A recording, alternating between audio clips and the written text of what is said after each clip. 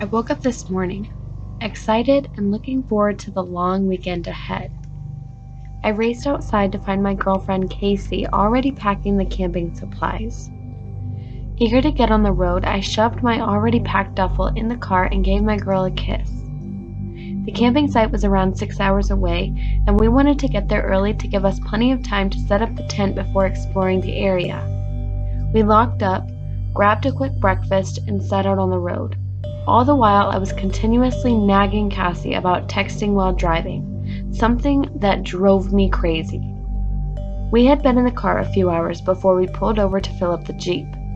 We'd already crossed state lines into Arkansas, and our surroundings were starting to look and feel a lot different than the city life we were accustomed to. My cell service was starting to get spotty, so I told Cass to pull over to the next gas station we came across. I entered the deserted-looking gas station and went to use the restroom. I immediately regretted my decision to not use our bathroom at home before we left, and awkwardly hovered above the stained toilet seat to use it. I walked out and wandered around grabbing a few snacks. The other side of the gas station had a sort of diner, selling shitty fried chicken and those hot dogs that have probably been sitting on the roller for days. There were 5 men, who looked like construction workers, sitting around one table. They looked like stereotypical hillbillies from a podunk town, and I could hear their southern accents from across the room. One of them whistled at me, and I rolled my eyes and pretended not to notice. I poked my head out of the door to the gas station to yell to my girlfriend, "Babe, you want a Red Bull?" She was finishing putting the pump back in its place and smiled at me. "Yes, please." I grabbed 2 and headed to the counter.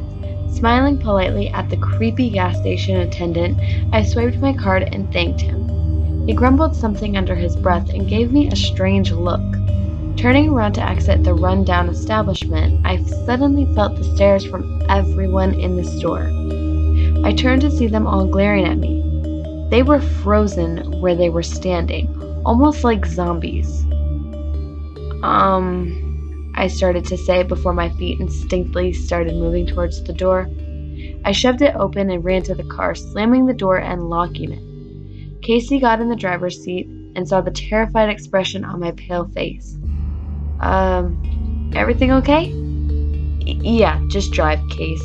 This place creeps me out." As we peeled out of the gas station lot, I looked behind me. I must have been seeing things, but I swear I saw all of them gathered at the glass door, staring at us as we drove off. I brushed it off and told myself that it was just a bunch of homophobes trying to scare us off. But I wouldn't let them ruin my weekend away with my lady, so I got comfy and turned on the Spotify playlist I had made just for this trip. A couple hours later, we were nearing the end of our drive, and I was getting antsy.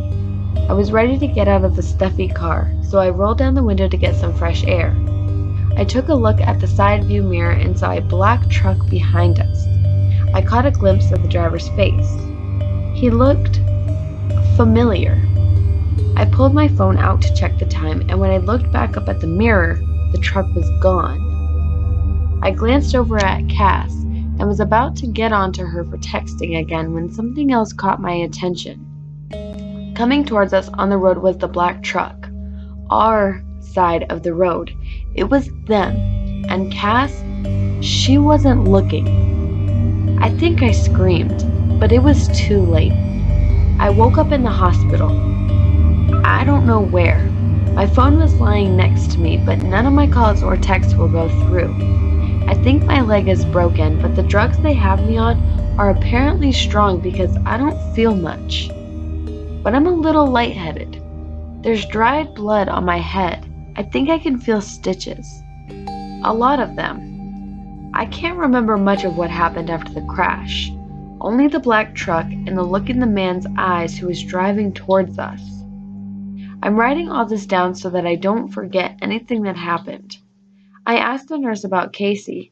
She just gave me a confused look and told me that I was found alone.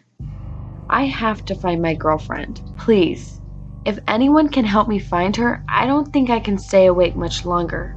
This medication is strong stuff. I hope Cass is here when I wake up, and I hope this goes through.